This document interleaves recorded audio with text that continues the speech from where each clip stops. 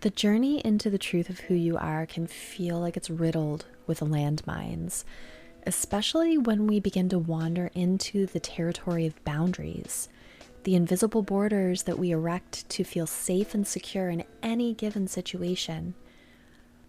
But when we are protecting what keeps us comfortable instead of what makes us powerful, boundaries can begin to feel more like a prison instead of a fortress. A common misconception that I hear often around boundaries is that we lack them. But in my experience, boundaries are never lacking. It's the knowledge of how to survey and draw them that usually needs fine-tuning. And this is a process that can feel incredibly overwhelming because it has the power to sift people, places, and things out of our life that are no longer in alignment with where we're going. And this is a path that can feel incredibly selfish based on societal conditioning because it may require that you choose you first.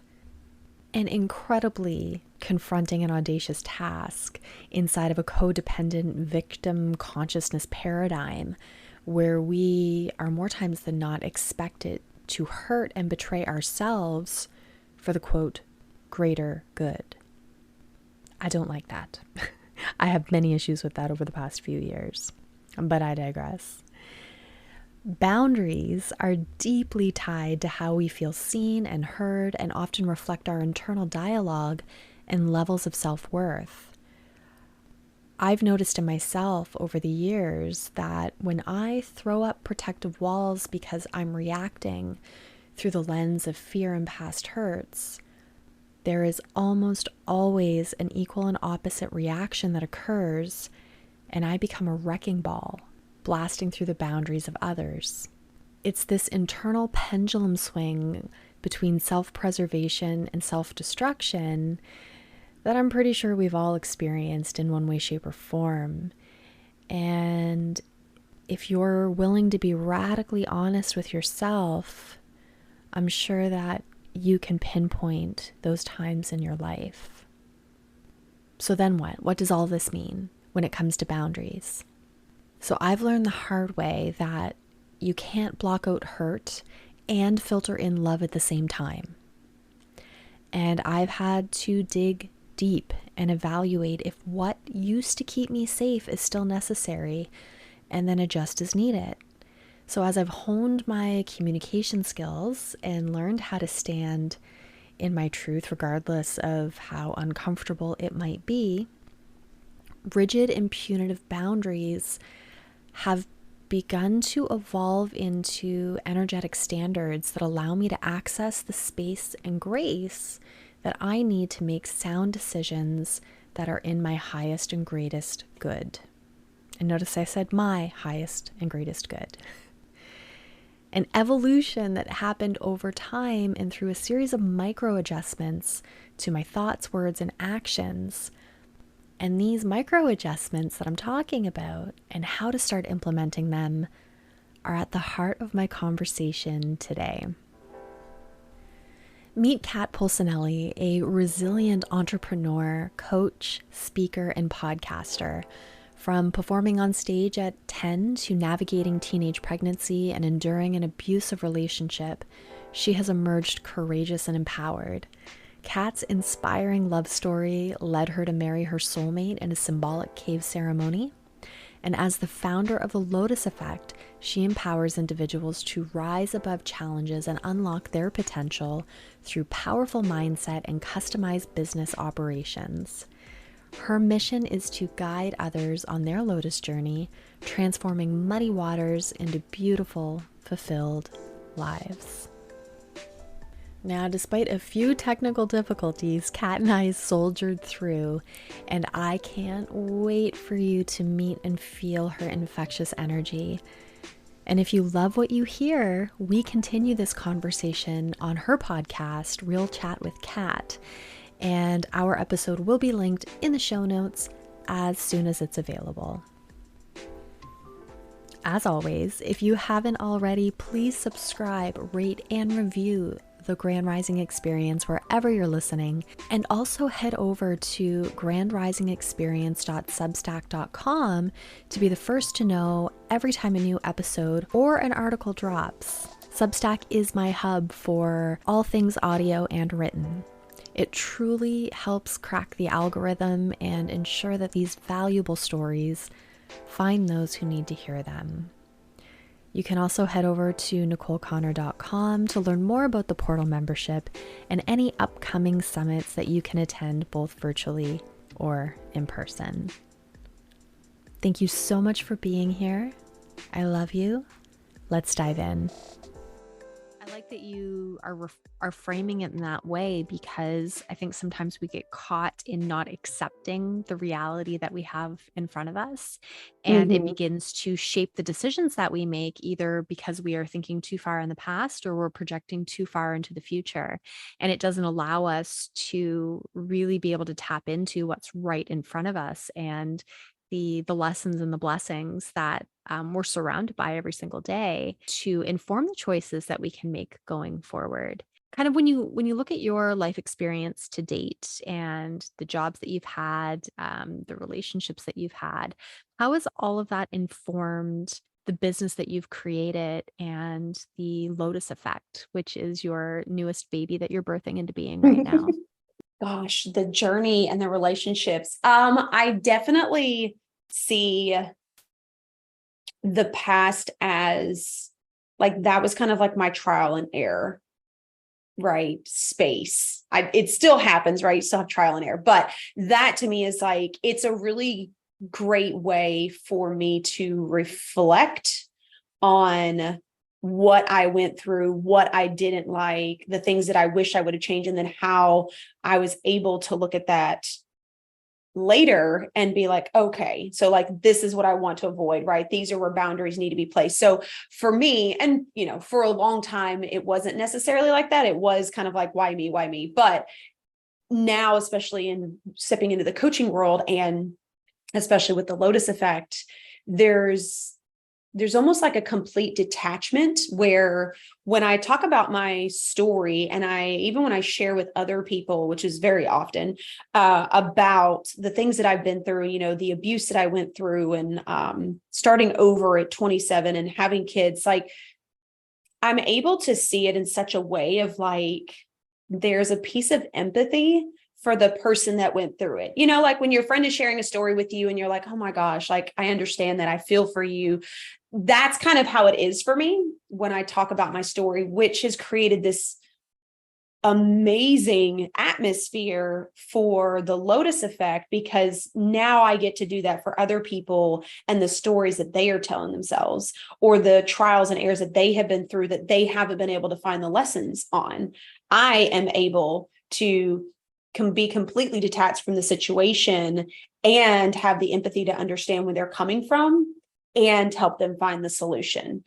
And I like that you're using the word detached, because that's really important, because we live in a society that tends to dissociate. And that's very different than detaching, right? When we dissociate, it's like, we're going to stuff it in a little box and we're going to put it over here and we're going to avoid it and we're not going to look at it. But it's going to drive our subconscious patterning and how we move forward every day. And it informs how we respond and react to our day-to-day life, but we're going to avoid it. And we're not going to look at it. So I love that you, like I said, that you're using the word detach, because it shows a certain maturity in your understanding and understanding of what you've gone through. But it also allows you to not sit in the victimhood of it as well, so that you can rise into the higher potential that you hold.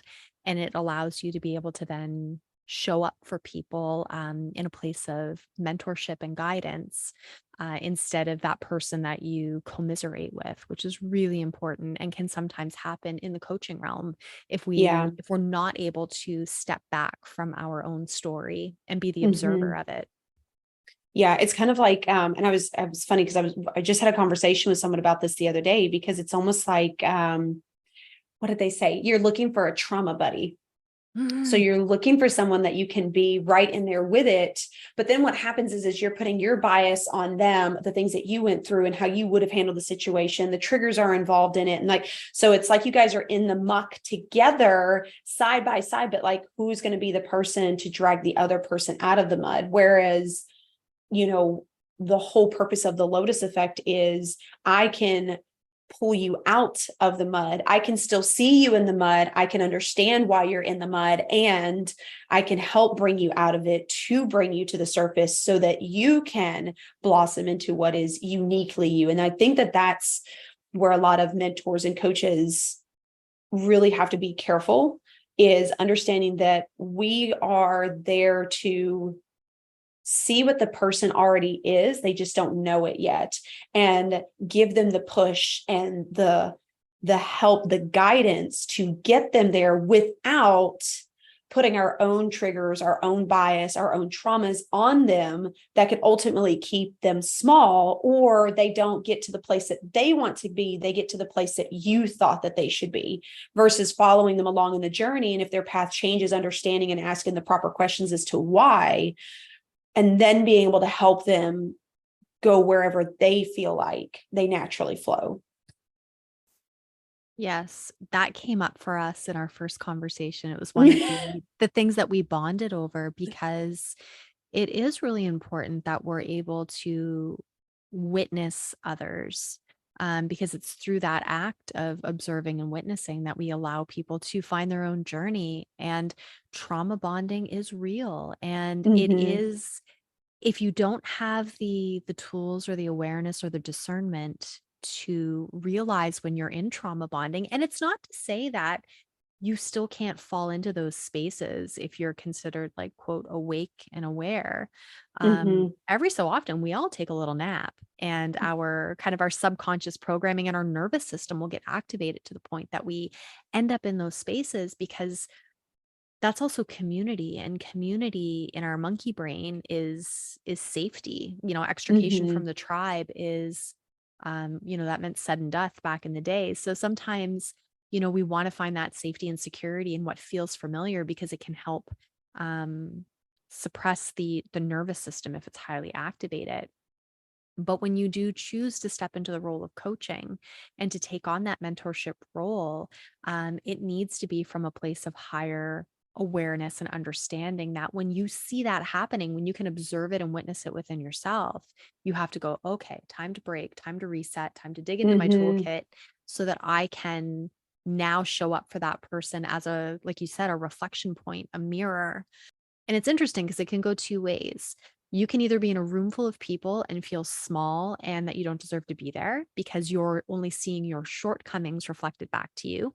Or you can be in a room full of people and see greatness and see all of the wonderful aspects of yourself that are also being reflected back to you, which is kind of where imposter syndrome can kick in. And it gets kind of like really interesting in those spaces. But as a coach, it's our job to be able to help people learn how to discern between the two and be able to tap into the knowing and the regulation that can keep you from getting kind of stuck and stagnant inside of those thought loops and patterns that we're trying to break out of. Yeah. And it's definitely being aware of the loop. And I think that a lot of us forget that it's a loop, right? And it keeps coming back around. I mean, I know that even, goodness, all the things that I've dealt with, that I've been through, that I think that I've healed, like I've healed things to a degree until I level up, and then it comes out in a different degree, right? What's interesting though, is I'm more aware of it. So when I see it happening, or if I'm in the middle of it, I'm like, wait a minute, like this isn't making sense. This isn't right. Like I thought I went through this. So then you are able to reflect on it if you make the space and the time to reflect on it, right? Because it's so easy to get back in busy mode and, okay, well, I got to do this. I got to do that. Okay, I'll deal with that emotion later.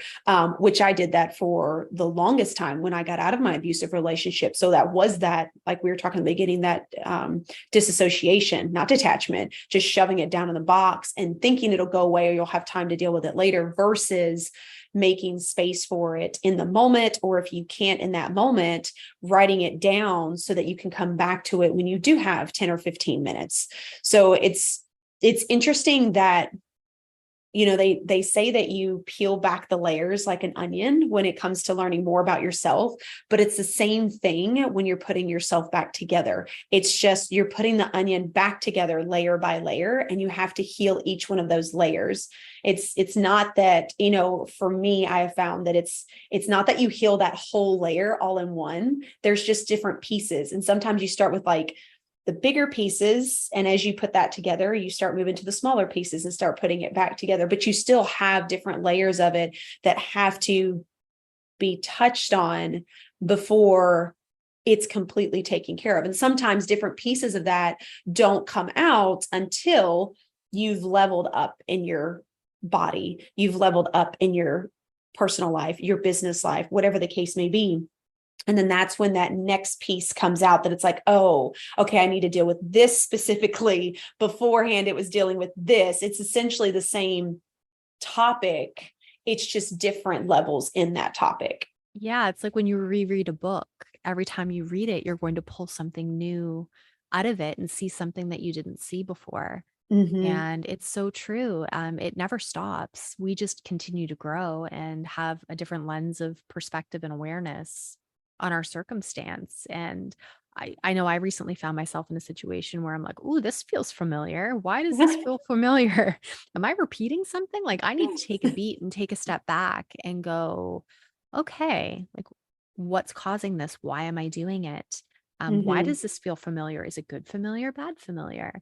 And I kind of have my own little checklist that I run through when I find myself in those seasons again. What are some of the tools that you've been able to cultivate around that type of awareness that allows you to kind of snap out of something, maybe in a matter of weeks, days, or months instead of years? Yeah. I feel like I have a lot of tools depending on the situation. I think the biggest tool though that I had to learn, and I'm appreciative that I have learned, which is something I strongly suggest to my clients, is space and grace. That's been a huge one, and that can look like tons of different things, right? Like I know that just last week I was just like all over the place, like my head was just not in it.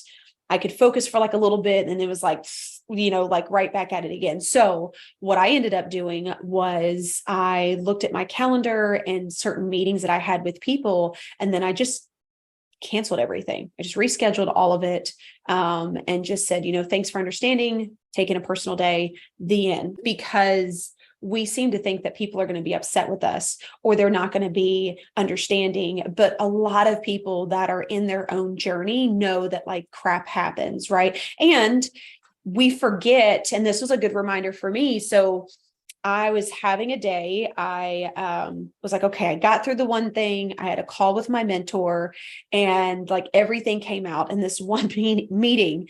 And she was like, I would suggest that you take the day off. And I was like, well, I usually don't have much on this day anyway. But I did, for some reason that day, I had a podcast that I was supposed to be on. And she was like, I would suggest that you take space for you. So I did end up canceling it. And, I just told her I need a personal day, and I went ahead and rescheduled.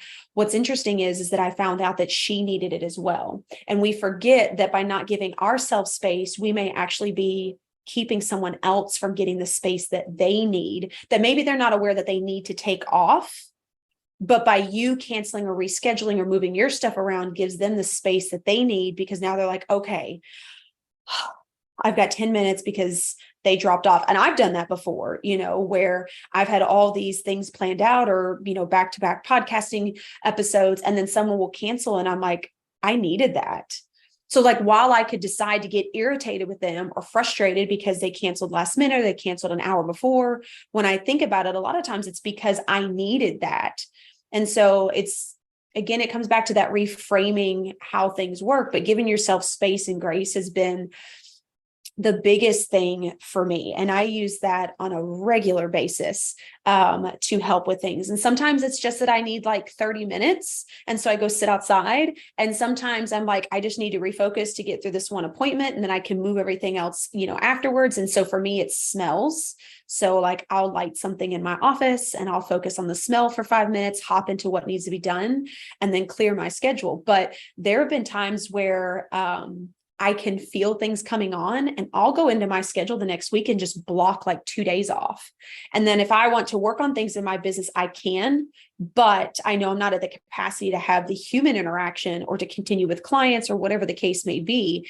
And it gives myself space. But I also had to learn to give myself grace for doing that and not get ticked off at myself for taking the time off and then being like, yeah, but you could be doing this and you could be doing that. Like that's one of those loops that you were talking about that comes up constantly for me. Even though I've been working on it for years, it's still something that comes up occasionally. Yeah, but if you were doing this, then we could be getting through this. And I have to remind myself very gently, like you would with like a very young child, like, no, it's okay. It's going to get done. I needed time for this. Like, this is what's going on with me. And this is where I know my focus needs to be, but I promise I'll get to that later. And so I do that with myself a lot, of giving that space and that grace and talking to myself in a very gentle manner, as if I was speaking to, like I said, a younger child, and explaining to them that it's all going to be okay. And we're going to get through this, because we need that sometimes. And we are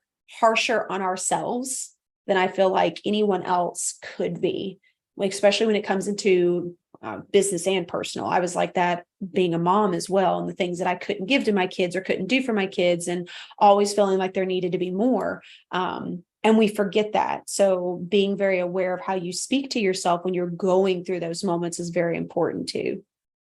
I think we often forget that we rarely would ever speak to someone else the way we speak to ourselves.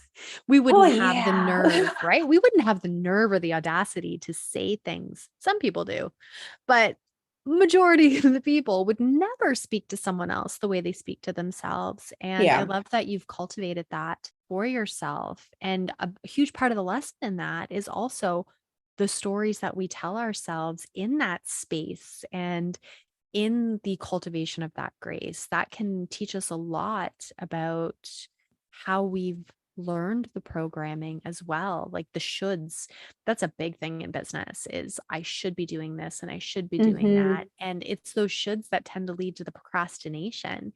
And the procrastination, more times than not, takes more energy than the actual doing. It's like that avoidance of doing the thing Yeah. takes far more mental and physical and emotional energy than actually doing the thing. And that's where we tend to get called.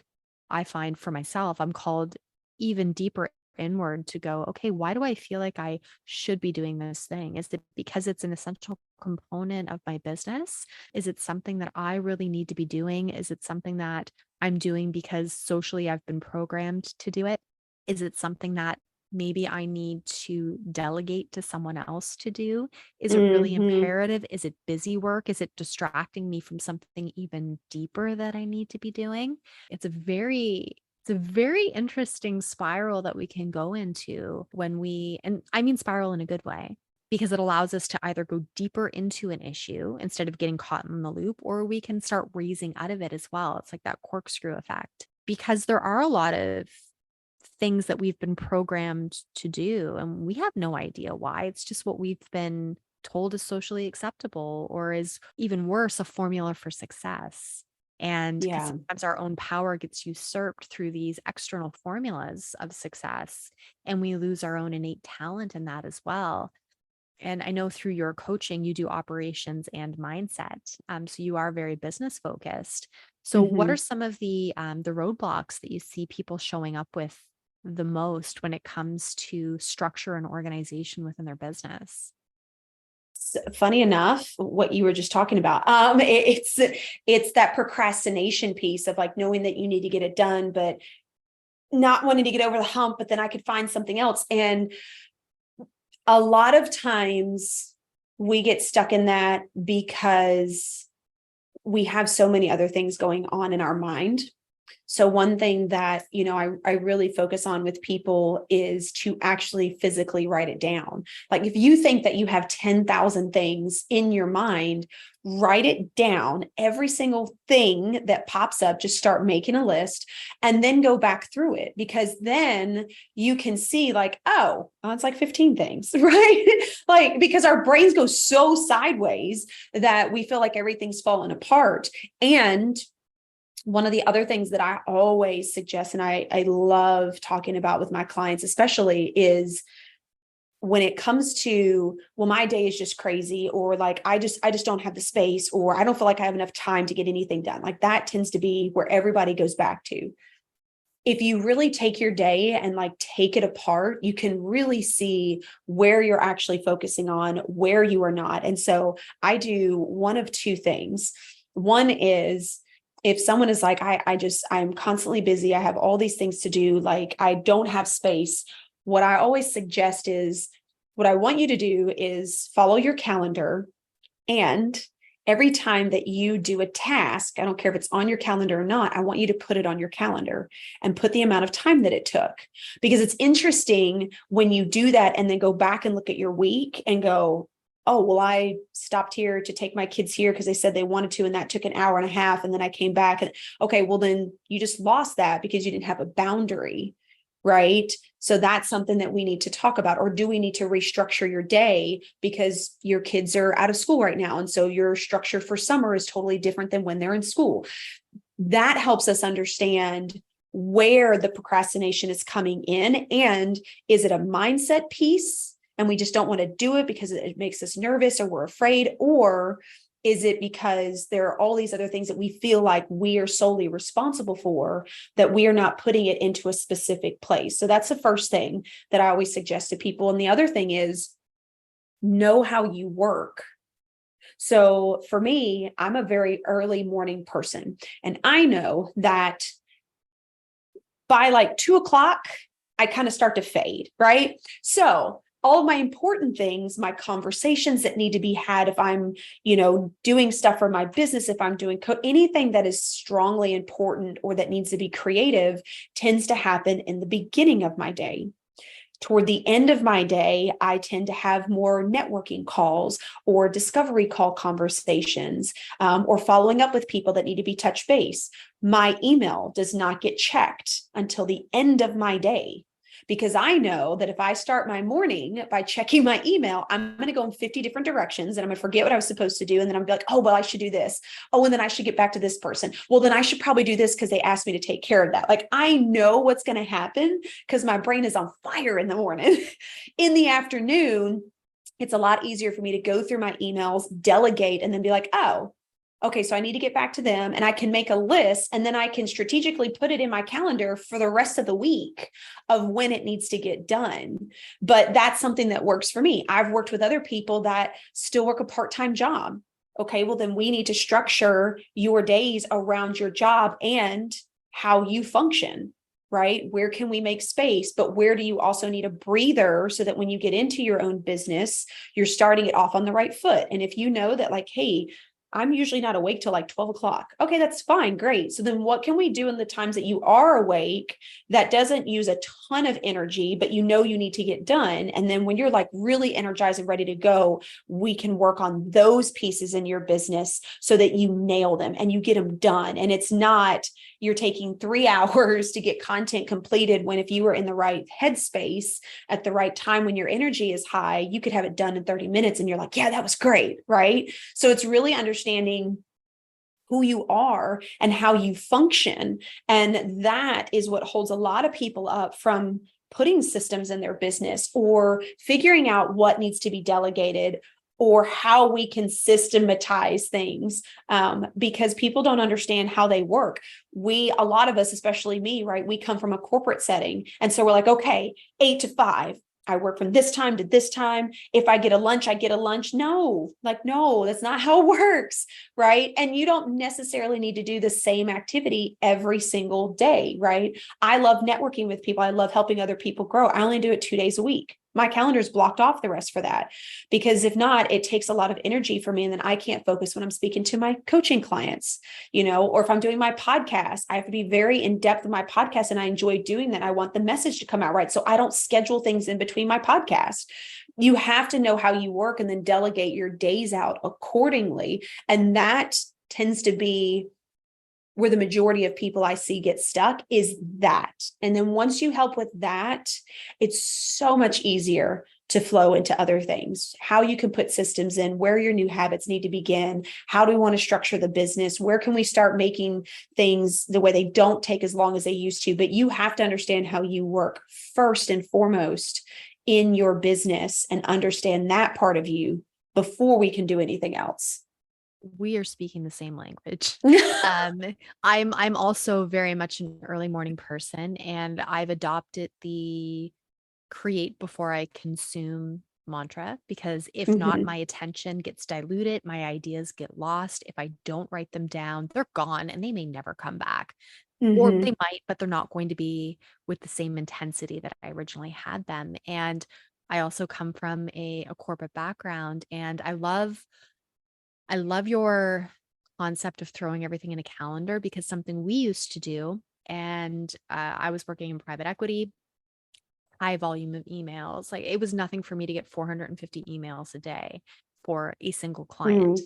And I literally had one team member that sat and monitored the inbox, and her job was to, in an Excel sheet, log everything that came in the inbox, went into that sheet, who it was assigned to, where it was assigned, the day it was assigned, the time it was assigned, and then when it went back to the client, because we had to be able to get a handle on how long were our processes working? Were we able to meet our service level agreements?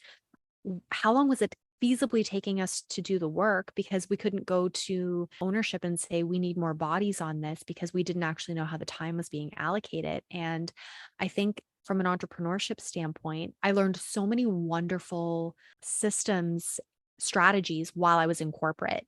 But because they were used for hyper productivity and also were the source of my burnout, I wanted to throw everything out, like baby out with the bathwater, because I was like, these are dangerous, but they're not if they're used correctly. And I think one of the, I don't want to say traps, but one of the things that I think new entrepreneurs fall into is over consuming out of the gate how to run their business, like you said, without understanding how they work. And when you start taking automation courses and marketing courses, you're going to be thrown a ton of software and tips and tools and tricks on how to streamline your business, but that's not going to help you if it's counterintuitive to how you work.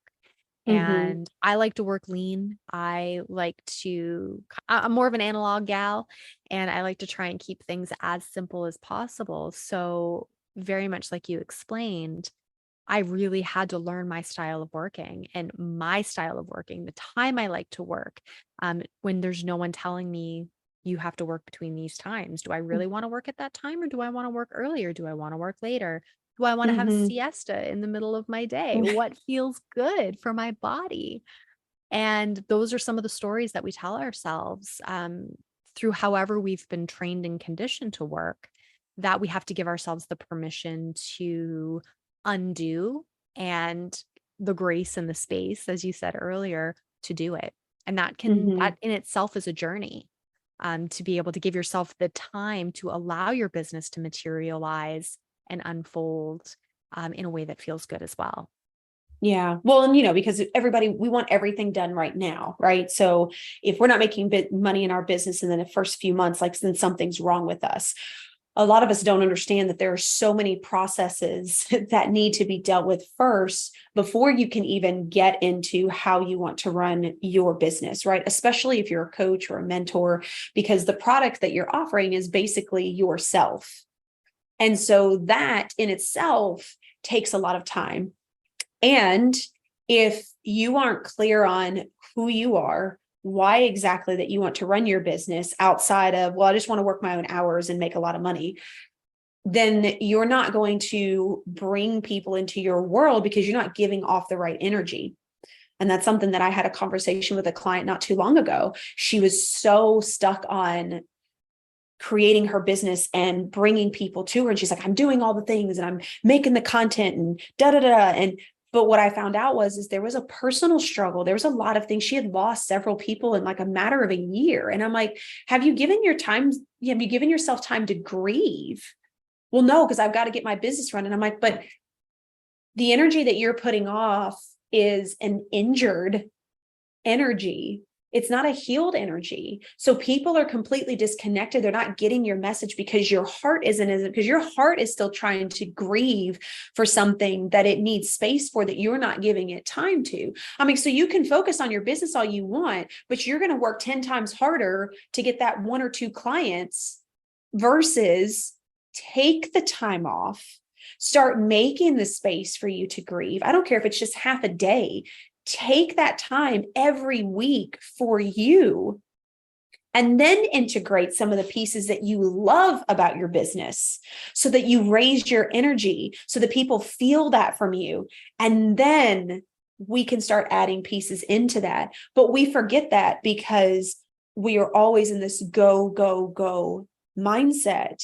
And that's where that burnout comes, right? Really quick. And then we don't get the quick results, which FYI, by anybody in business, quick results is not a thing. So if that's what you're thinking, you should be in a different business. You have to give yourself space. You have to give yourself grace, and you have to be aware of what you are putting out there. But if you are burning yourself out, if you're wearing yourself down to the core, you are putting that energy out when you're speaking. You're putting that energy out when you're having conversations. It's very hard for us to flip a switch, get on a call and be like, oh, I'm ready to go. No, if you've had a hell of a day and you hop on that call, that energy is going to come across. Well, then there's your disconnect. Because people that buy, right, is because of a know, like, and trust factor. Well, they're not seeing that. Whether they realize it or not, there's a disconnect within that energy that their body is like, maybe we should wait. Yeah. And that's why your story and the essence of you and who you are will always be the core of your business. And in more times than not, you're also your ideal client, whether it's the future you or the past you, Mm-hmm. because that's how we know how to authentically show up and serve. And I think in the instance of your client, her grief, not only through the integration of it, will it help her heal the hurts and the pain that need to be healed, it will attract a fundamentally different clientele to her as well, that she'll be able to Mm-hmm. serve in ways that she may not even understand right now, through the ability to integrate that grief and have that grace. I don't even know what her business is, but it's energetics, Mm-hmm. the ability to give yourself that grace and the trust to know that even if you do fall apart, you can put yourself back together. And it just creates a very different foundation that we build everything from. Yeah. And it's knowing that whomever is supposed to connect with me is going to connect to me regardless. And they're not going to judge me for the things that I'm going through. Like, we have to get that in our head. One, because we judge ourselves more than anybody. But two, because there's a lot more people that are understanding of things than we realize. I mean, I have a mentor right now that I just absolutely adore. And she's been back and forth from one country to another, and they're doing a lot of things. But, we were kind of chatting through an app, and she just put in the message, hey, I'm not in the right headspace right now. I wanted to let you know I'll get back to all your messages, but it will be tomorrow, And I was like, okay. But like, I appreciate that instead of her trying to answer it because she felt like I needed to have the answers right then and there, she took the space to give her own time to deal with her energy, so that when she is replying, she's coming back from a space that's cleared and can actually assess what it is I was saying, what it is I was asking. And we forget that that's okay to do. A lot of us do. Even when I have to cancel things, I hate canceling things. Okay. I am like the world's worst for just like, I'll get through it. And I have to remind myself, like, Am I really going to be able to give it my all? Am I really going to be able to put that energy into that conversation? And if I wholeheartedly believe that I can, then that's fine. But if I know that I can't, and the immediate answer is like, yeah, no, you are out there, then I know that I need to cancel it. I know that I need to reschedule it. And I know that I also don't need to have a paragraph explaining why. It's just a simple, hey, I apologize, something came up. Hey, I apologize, my schedule changed. Point blank, period. We have gotten in such a society where we have to explain everything to the freaking core. And it's like, it really doesn't matter. And in my personal opinion, and this is something that, I tell other people to think of as well, is when you need to move something or reschedule for whatever reason, doesn't matter. And you say, hey, I apologize, something came up. If that person gets frustrated with you or decides they don't want to reschedule with you, then that's not someone you wanted to know. It's not someone you wanted to do business with. Because I know that I am going to give somebody else the same grace and understanding if they message me and say, hey, like something's come up, I need to reschedule. Okay, fine. That doesn't mean that you're a person that always reschedules. And I can tell that by the next conversation we have, right? Like you can start to, but you can give people the space to have a shitty day. Like it happens. And if you can give other people the space and the grace, you'd be amazed at how many people are willing to give it right back to you. 100%. 100%. And I would rather you call me or send me a message and say, hey, I can't do it, than just not show up. That creates another loop for people, right? And that can create other stories, which I've had happen. And even then, when I've had people just not show up, I'm like, okay, I'll send you a message, but I'm not going to chase you for an answer. It's you're either going to respond or you're not. And that's your process. That's your journey. I hope you find what you need within that and you're able to move forward. When we're talking about scheduling as well, for me, a huge red flag as a customer and even with other people that I'm looking to collaborate with is when I have someone respond, I'm available 24/7. Reach out to me anytime. When someone doesn't have any boundaries around their time, because I was that person that did not have boundaries around my time, I was useless 80% of the time because I had no boundaries and because I was working 14, 16-hour days. I had absolutely no bandwidth and I had no business telling people that I was available that much. So it's so important, like so important for us to be able to say, no, I can't do it right now. And also feel okay with no, that's a complete sentence. Yes, that's also a complete sentence that we really don't have to over explain and we can step out of that codependent paradigm that we seem to be stuck in because we fear the lack, the scarcity, the loss of love or appreciation or whatever future business we think may be removed from us because we're standing in our truth. Yeah, 100%. And this is something that I talk about a lot is boundaries. And for a lot of us, right, we have been in such a cycle of people pleasing and saying yes, that it can be very difficult to get out of that. And for some people, saying, no, I can't, shuts your body completely down to where you can't function. So, and I think that's where a lot of people don't understand that. And this is something that I talk about a lot, is micro changes, right? Very small, subtle pieces that what it does is it builds up your confidence to be able to get to the point of saying, yeah, you know what? I just don't have space for that, right? So if you know that you can't just come out and say no, that's not a problem. You can start super small, right? And that could be something as simple as, oh, I would absolutely love to. Let me check my calendar and I'll get back with you, right? And then if you don't, they're going to know that you didn't show up, right? Or if they reach out and they're like, hey, did you get a chance? Oh yeah, there's something on the schedule. I'm sorry. The end, right? Like it doesn't have to be a, hey, I'm sorry, like I can't do this, blah, blah, blah, blah, the whole shebang, right?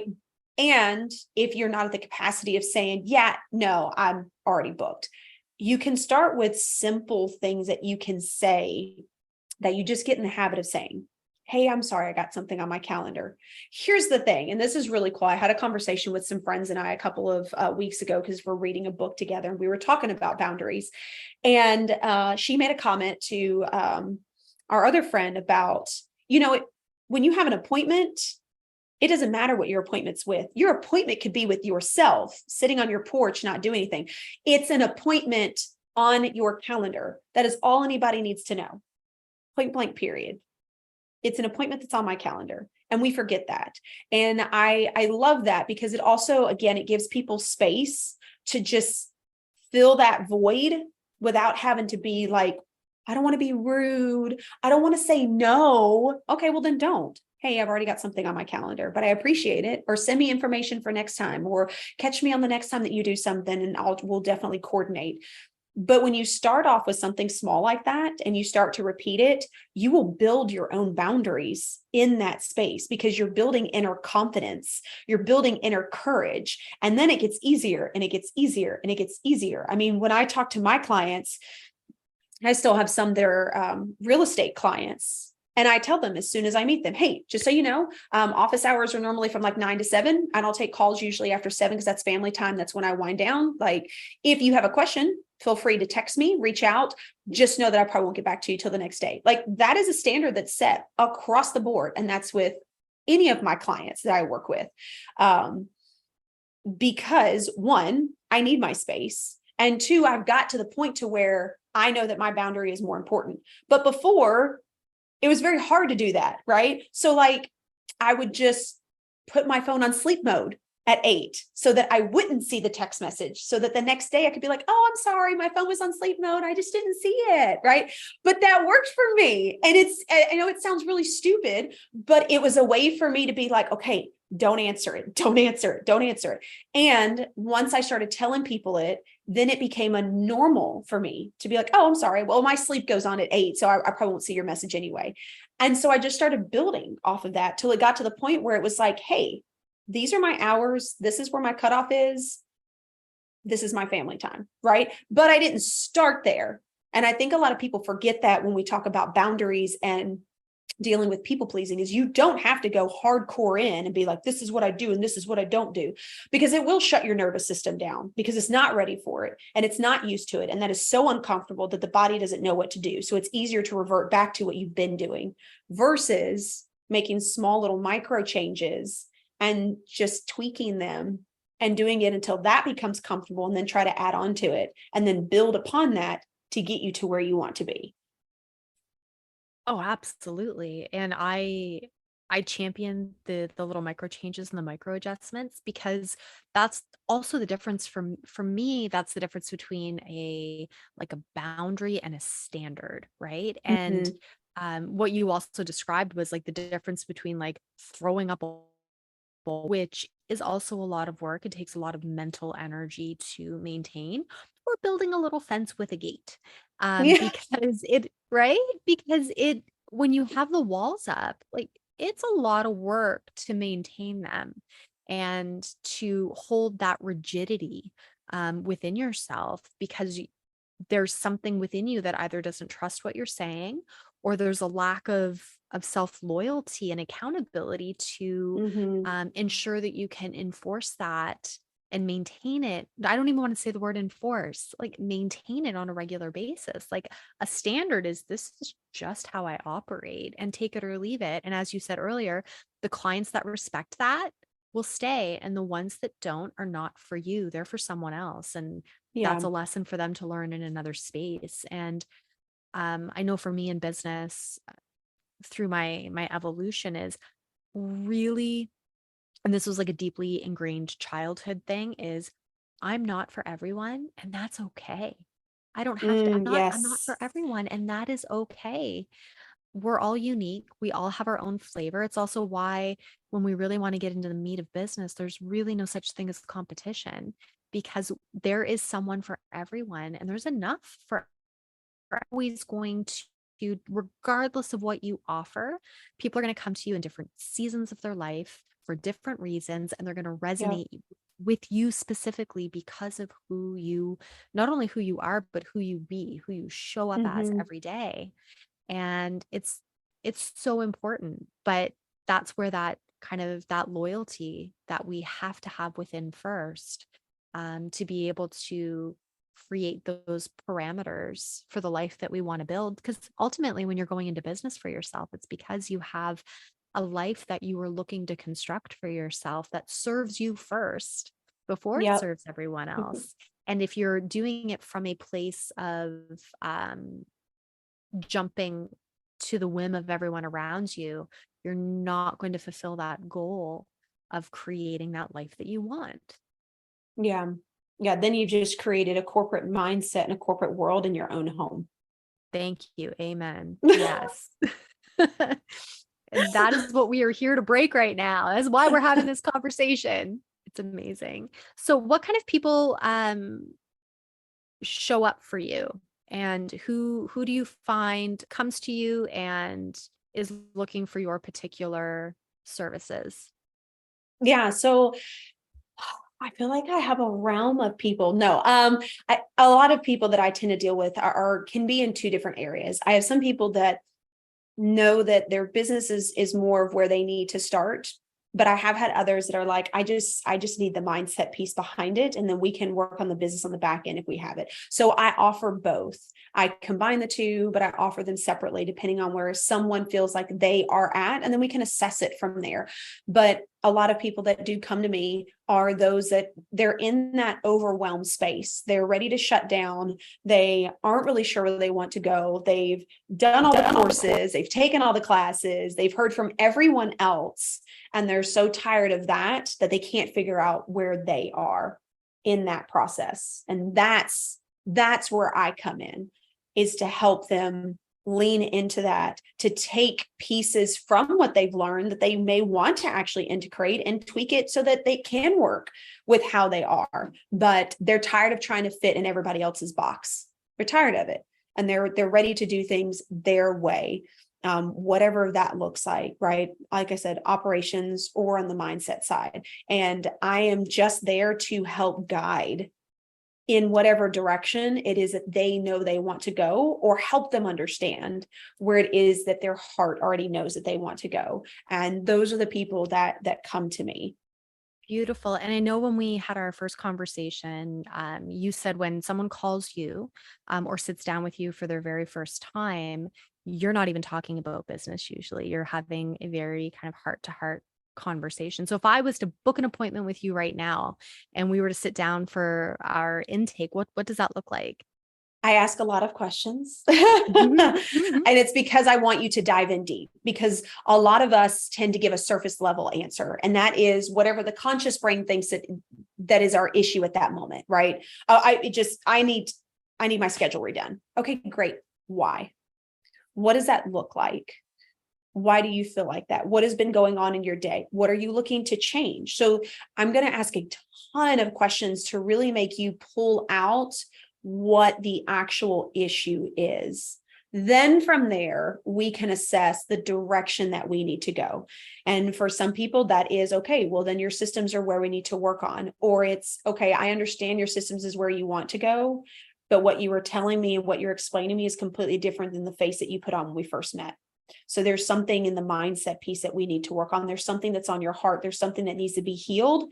And we can integrate some pieces as well. But for me, the first call is really getting to know someone. Let them tell me all the things that they feel like they're having issues with. And then we're going to completely tear it apart piece by piece and figure out where the real struggle is, and then go from there.